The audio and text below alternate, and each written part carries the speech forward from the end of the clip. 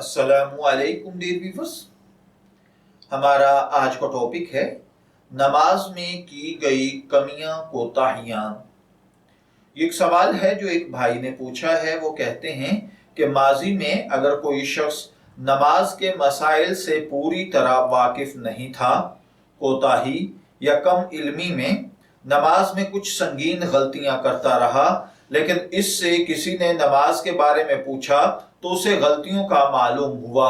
मतलब कभी कभार नमाज में सूरह फातिहा का दोहरा देना, तशहद में अत्तहियात का दोहरा देना, जिनसे सजदा सहव वगैरह वाजिब हो जाता है, लेकिन इन गलतियों के बारे में अब मालूम हुआ तो पिछले सालों में पढ़ी गई नमाजों के बारे में क्या हुक्म होगा। तो देखिए भाइयों और बहनों, याद रखिए, अगर नमाज में सजदा सहव लाजिम होने के बाद किसी ने उसी वक्त सजदा सहव नहीं किया तो जब तक इस नमाज का वक्त बाकी है उस वक्त के अंदर अंदर तो इस नमाज को लौटाना वाजिब है।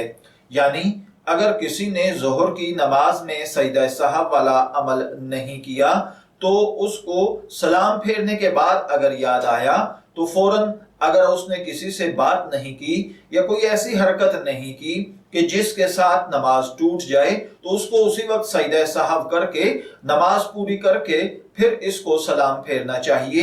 लेकिन अगर वो उठ जाए और या कोई ऐसा अमल और हरकत कर ले जिससे नमाज टूट जाया करती है, या सलाम फेरने के बाद वो किसी से बातचीत कर चुका हो, तो अब ऐसी सूरत में उसको ये नमाज लौटाना पड़ेगी।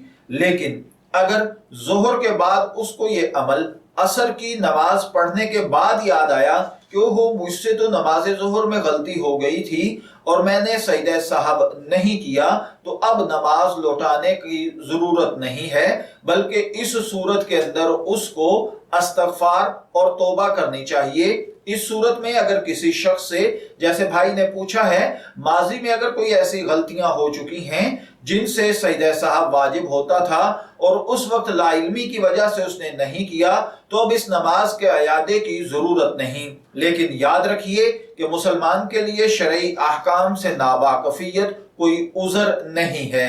इसलिए ऐसे शख्स को पहले तो अपनी नमाज को अच्छे तरीके से सीखना, इसकी गलतियों कोताहियों से वाकिफ होना चाहिए, और इसके बाद जो गलती कोताहियां उससे हो चुकी हैं, जो माजी में वो कर चुका है, उस पर तौबा और इस्तगफार लाजिम है। उम्मीद है कि अल्लाह ताला उसके साथ बख्शिश का मुआमला फरमाएगा। मैं दुआगो हूं कि अल्लाह ताला हर भाई बहन पर अपना करम और फजल फरमाए।